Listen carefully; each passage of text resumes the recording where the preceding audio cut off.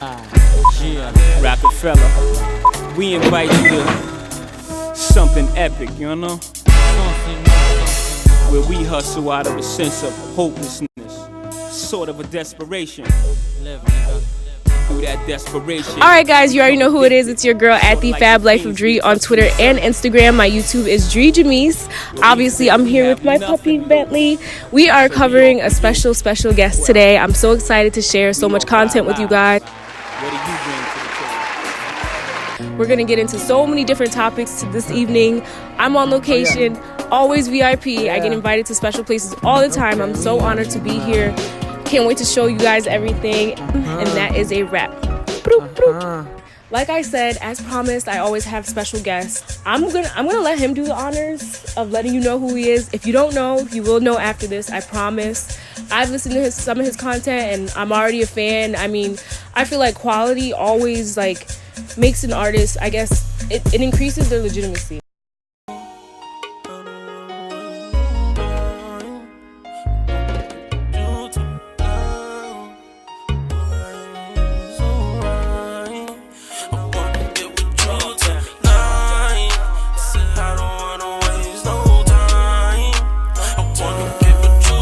It makes you more marketable. It makes me want to engage with your content, and that's exactly what he did today. So I'm so excited to do this. We're gonna get to know so much more about him, but I want him to introduce himself.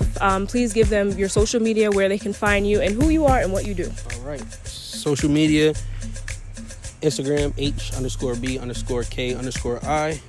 Twitter, same thing, it's just an underscore at the beginning, so _H_B_K_I_.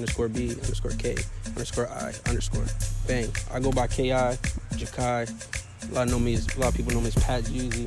I might know me by a bunch of names. I got aliases and all that. But anyway, you know, I do this rap shit. I could curse, right? Yeah. Oh yeah, I do this rap You shit. can say whatever you want. I can say whatever Whatever you want.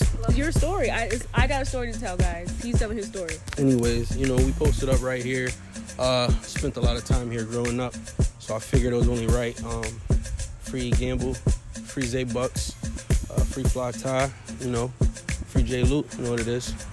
Okay, so you mentioned you grew up around this area. Can you give me your best childhood memory? I know I don't normally start off like this, but I want to know your best childhood memory here. Here, all right. So, bang, I'm gonna break it down from the jump. Feel me? I lived over there, but my great grandmother lived over here. So bang, my big brother moved over here, so I started coming over here all the time, free Gamble, and staying the night over here. And so, best childhood memory over here, a good one. A good one. A good one. You know what? Yeah, I want to keep it positive. Good energy all right, right so now. Bang, this was R.I.P. Uncle Gary too. So Uncle Gary, right? One day he came in the house and I don't know where he had a beard. So I was like, "What's up with the beard, Uncle Gary?" It was like, you know what I'm saying? They said tickle, nephew. I'm selling that one. I'm sticking with it. That's my favorite one. That was some wise words. I don't feel like he's lying. I don't know what you're. Good man. So growing up, my older brother E. Gamble, he locked up right now. He was a singer. Well, he is a singer. He sings. Okay. So growing up, I was always with him. He was always singing on the phone, girls singing, but he was out here. I was out here passing out tapes with him. We'd go to New York, pass out mixtapes. That's that real grind that people don't hear about. You got to put in that real hustle. I used to send out all the emails to DJs of his music for him, you know what I'm saying? So I was his assistant. Gotcha. So I was always into music, and then on top of that, I just loved music. My uncle, he used to sell CDs, mixtapes, and just burn CDs, sell them. Okay, so if I'm in Hartford on the street, I can run into your uncle, and he has a whole setup with all the mixtapes. Yeah, yes, okay. I used when I used to go to his house, he would just have all the CDs. He used to just give me CDs, so I always was into music. Watch that stick. So I was always into music that way, and then E being R&B, I was always into R&B. So I always Carl Thomas. So when I was younger, right, bang, my mom was at work. Okay. We lived with my grandmother, so I was in the house, and I was singing. And my uncle had the CDs. He actually lived upstairs at the time, because it was a 3-family. Gotcha. So I was singing Carl Thomas, and I was blowing. Nobody could tell me I wasn't blowing. I was going. Do you remember what song? It was emotional. Okay, yes. Yeah, I was blowing, going. My grandmother hyped me up. My uncle came home. They was hyping me up. So when my mom came home, I was like, "Mom, I can sing. Mom, I can sing." She's like, "Boy, you can't sing." I Like, damn, I ain't never gonna be a singer. Auto-tune, when T-Pain came out with that auto-tune shit, and I was like, oh yeah. Okay, so this is like 09 era. This is like Good Life era. Like, oh no, that was in 3rd grade when that happened. But then, you know, time goes on. I mean, he was singing, so I was like, man, I can sing. If he learned how to sing, I can learn how to sing. Right. So I always, you know, try to sing. But then when he went to prison, it's actually when I really went out, bought the Pro Tools, and really started the real grind. You invested in your craft and stepped it up. Mm-hmm. Okay, so obviously you've had so many like obstacles. How do you overcome adversity? What's your like key to just getting over anything?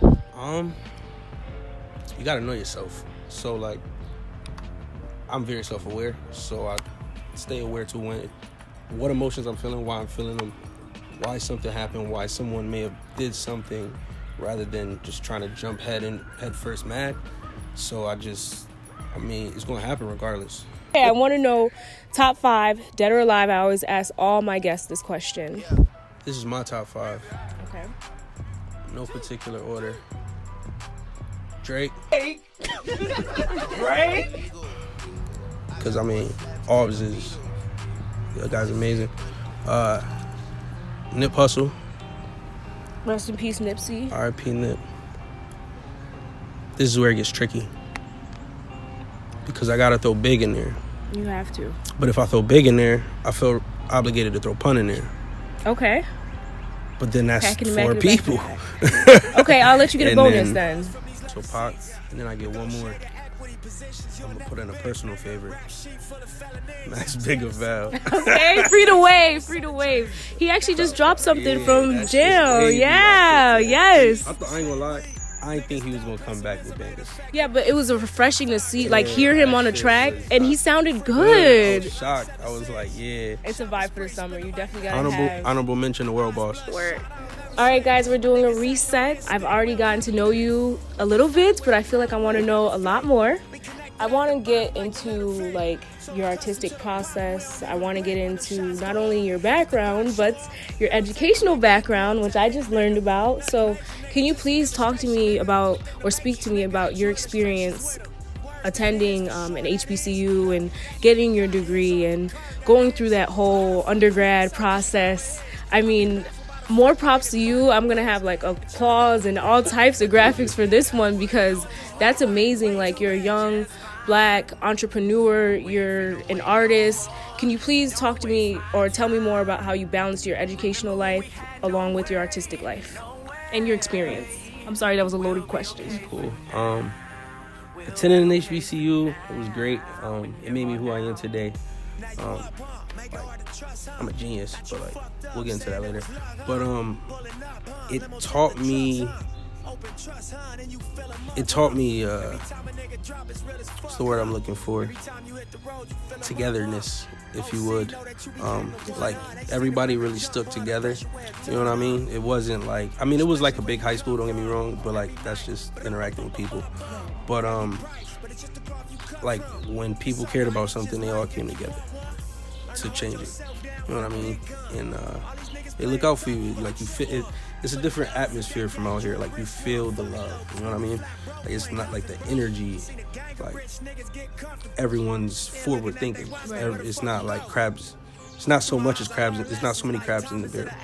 So, quickly, I want to jump on that topic. Can you speak about the Black diaspora at Howard? Because a lot of people don't realize that there's so many different subcultures within the Black community. Yeah. So, did you learn anything new that you didn't know before? Did you experience any new cultures while you were down there? And I know, like, all right, so like Maryland women, like, they have the best accent. Like, I don't know what it is. I learned that. I also tried to eat a bunch of different, like, everyone's different. Like, you can pull something from anyone from a different part of the country. No matter how small, no matter how big, like, no one knew there were Black people in Connecticut. wow. When I used to say I was from CT, they'd be like, where? Connecticut? Is Black people in Connecticut? Like, the CT Club shirts were gonna say, yes, there's Black people in Connecticut. Wow. Like, yeah, it was that bad. That's all people say to us. There are a lot of East Africans in D.C. Yo, shout out to my Ghanaians. Shout out to my producer, Life Crazy. That's my guy right there. Yeah, he's Yeah, I met a bunch of Africans down there. Cool. They all cool. Like, they about their bread. Like, that's one thing I say about Africa. Their parents, from the parents to the kids, they about their bread. You about to get this bread. I'm about my bread. No, like, that's a like fact. There's a lot of structure. So how did you balance, like, how did you structure your life down there? I mean, you're taking exams. It was a whirlwind. This shit smacked me in the face, to be honest. But, I mean, like I said, the people that are around you want to see you succeed. So they're going to help you succeed. They're going to make you go study. They going, yo, before class, you want to go to the library? Like, and then after a while, you like, man, once you get deep enough in it, it's like, man, I'm about to finish this. I'm not about to just quit. I'm not going to drop out. Like, you see a lot of people, like close friends, like people you really built a bond with from the day you met them, can't finish. You got to go back home. And you won't see them again for 5 years. But you persevered. Yeah, I did. Shout out to the homies, man. What advice would you give to a young black man right now aspiring to go to Howard? If you want to go to Howard, I would tell you to go. But what you got to know is what you're going to learn when you get there. I can tell you a million times, but, I mean, just persevere, man. Just persevere. Everybody's going to help you along the way. Find a good, solid support system. Lean on certain people that you know you can lean on. I would say go to 100%. Like, if you want to go to an HBCU, have a reason. You want to go to college in general. Like, don't just go because people saying go to college. Right. Like, really sit down and ask yourself, well, what do you want to do? Because college is not the only way. It's a great avenue because the links you're going to make, you can't buy them. I think that's the best part of college. It's the connections. What you learn. And you learn problem solving skills. You learn how to finesse.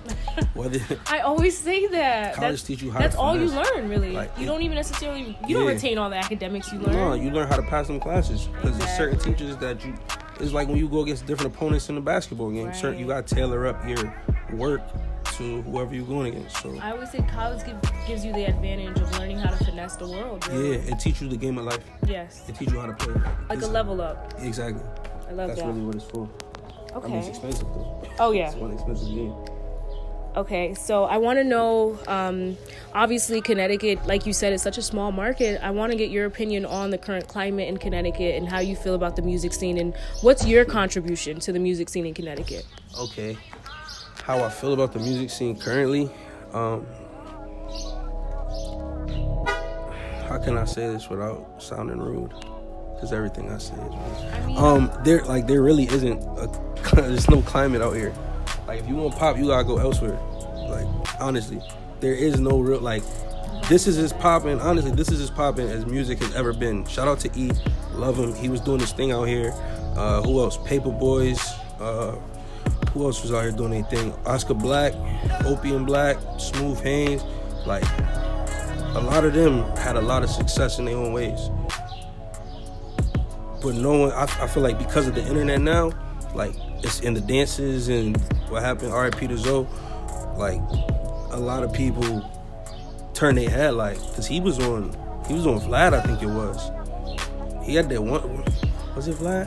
No, it wasn't Vlad. He did but he had that, like, one of them big interviews, so, was it Say Cheese? I forgot who it was. I mean, I start throwing out names.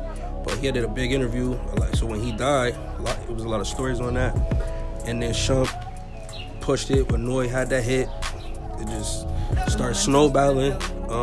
Snoper had her hit. You feel me? Then you got people from outside, like the A60 doing. Like, it's a lot of people making noise right now. It's a lot of people bubbling because of the internet. So, I mean, it's the best it's ever been. But, like, realistically, like, I mean, I feel like we're not getting a look. I mean, yeah, but people take offense to rationality.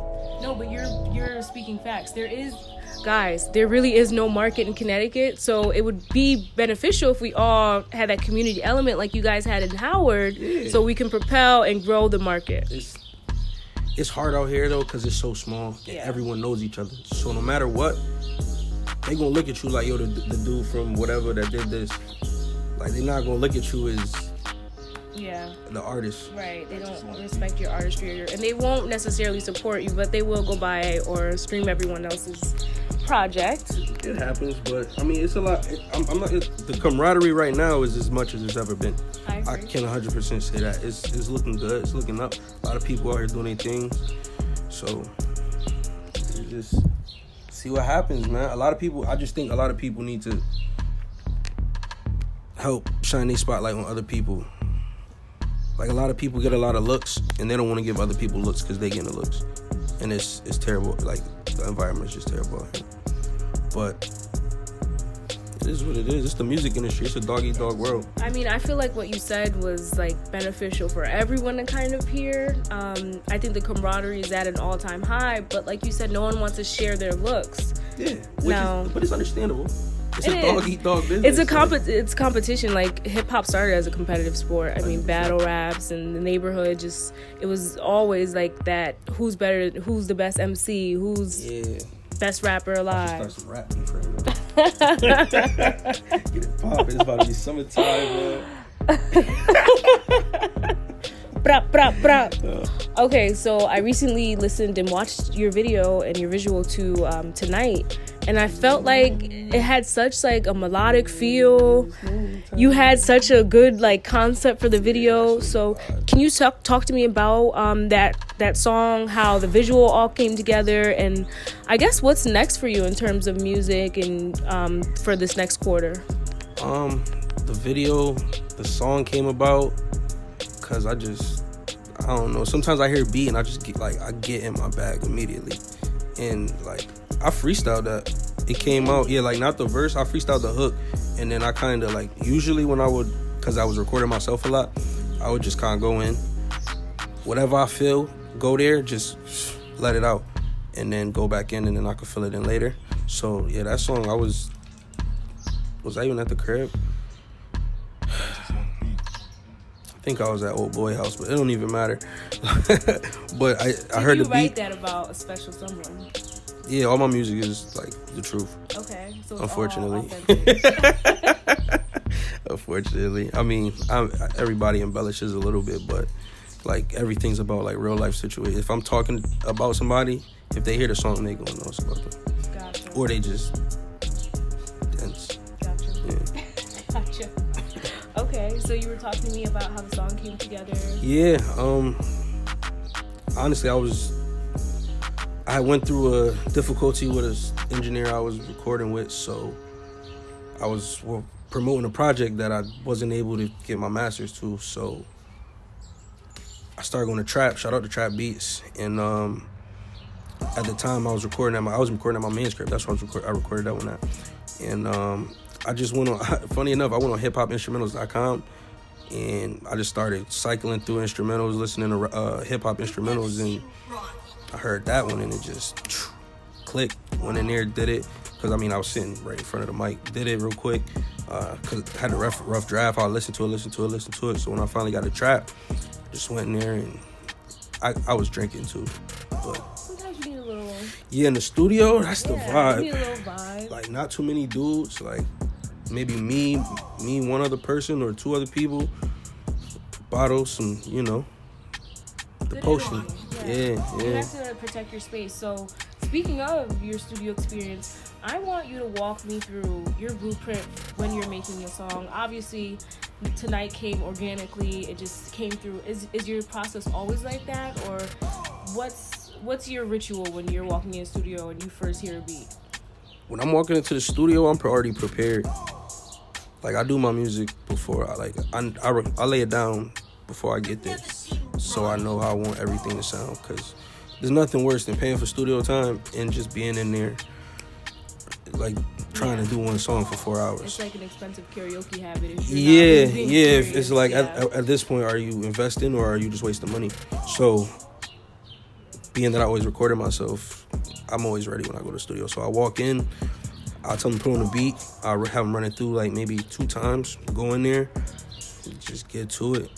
But like when I'm creating a song, it depends. Some beats, like, all my artists can understand this. Some beats, it brings emotion out. Like, it brings it out of you. You don't have to think. Then in other beats, I got this shunt beat right now. I've been writing to this shit for like 3 months. Wow. Yeah, it's like, because I don't want to take a beat that one I paid for and a beat that's actually a good beat and just farce on it. You know what I mean? You gotta come up with. Featured on the album, by the way, that he's working on, or on his? On your project? No, I don't think it's on my project. Gotcha.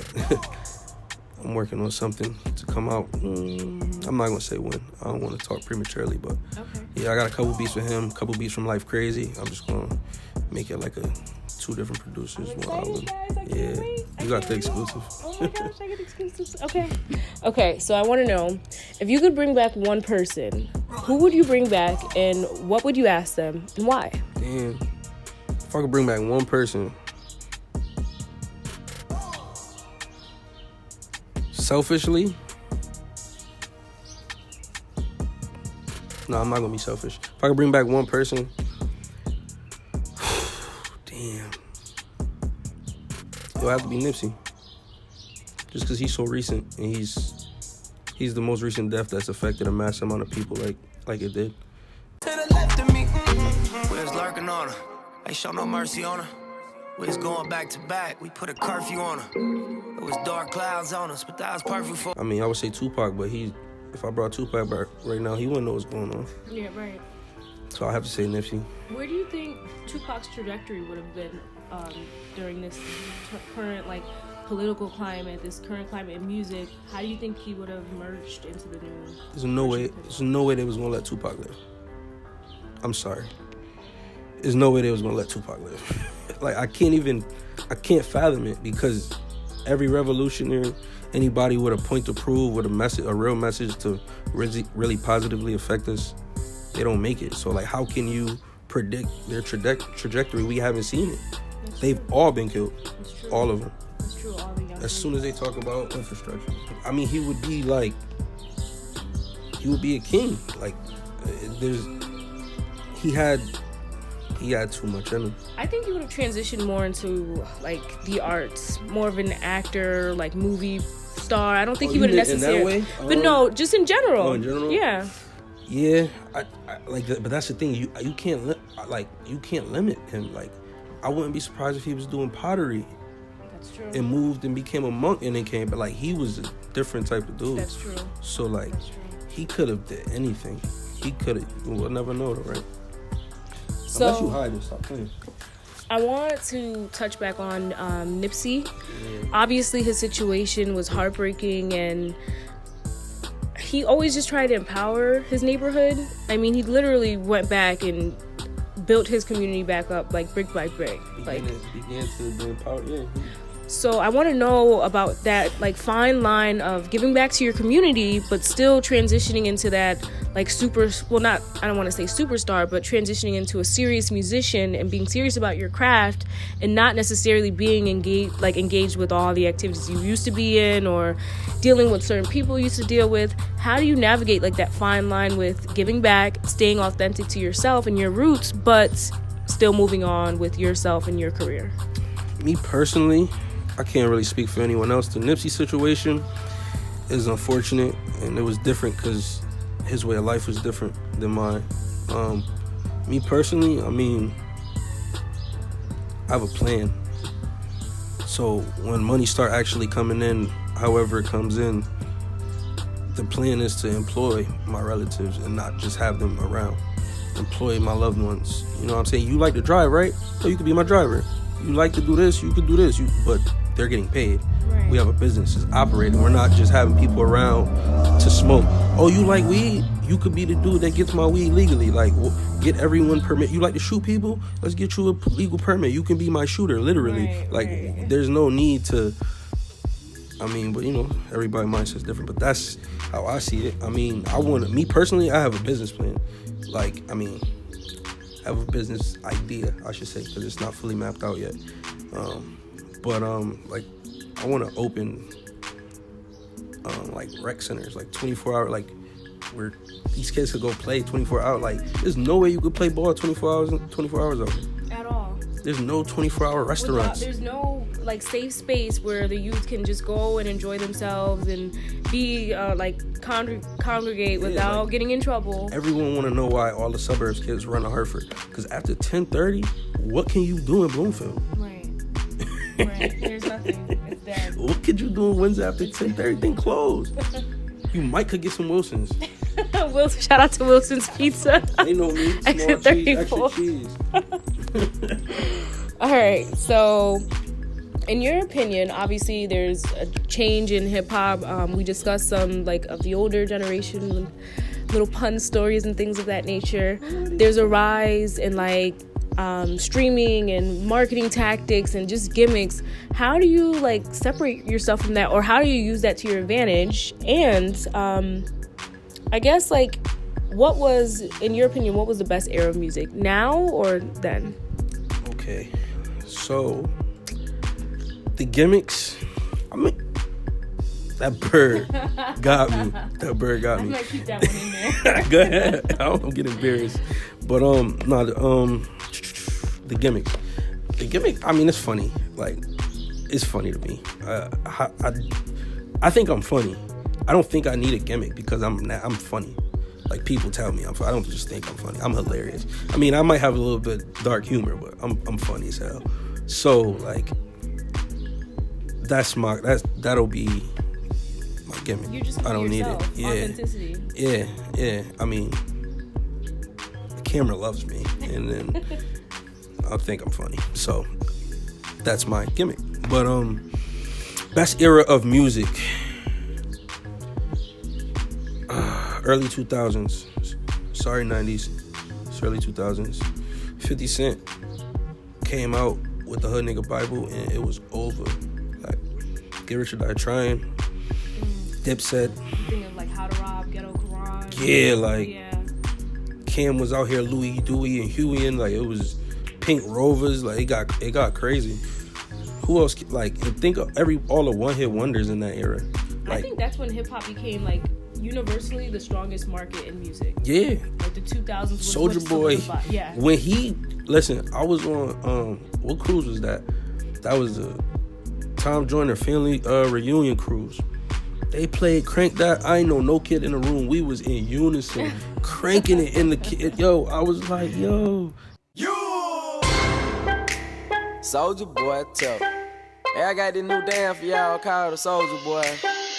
This shit lit. No, but even my dad like knew. Yeah. That man he did it. Shout out to Big Draco. So what was the era then missing, and what's missing now in music? I want to know what was missing. The internet. Okay. It was missing the internet. If the internet was out when these dudes was beating each other up, the 90s was the craziest era of hip hop. Like, them dudes wasn't playing no games with nobody. At all. They was beating up record execs in the record offices, like hitting people with chairs. Like, it was getting crazy. It was getting crazy. If the internet was out then, and all these cameras, and everyone would be in prison. Yeah, I was gonna say, I don't even think hip hop would have exist. Yeah, they would have been. Look at these Negroes. We have to shut this down immediately for our kids. We do something about this. See the way hip hop. See the way they kicked their asses. Since there was none of that, they got to the kids, and once they kids loved it, it was nothing they could do. They couldn't shut it down because, Daddy, I love this. Can you buy me a ticket to 50 Cent? He got Bulletproof Vest on stage. You play the CD. My white boy told me, he was like, yeah, man, when my parents heard I was listening to that, they thought it was over. I'm like, I bet. You from the burb, you listen to this man talking about killing and shooting and killing moms, and it got crazy.